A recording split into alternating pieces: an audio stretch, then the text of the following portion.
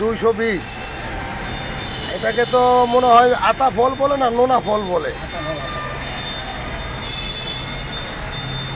Custard apple. ঈদের মধ্যে কলা বেচা বন্ধ নাই না?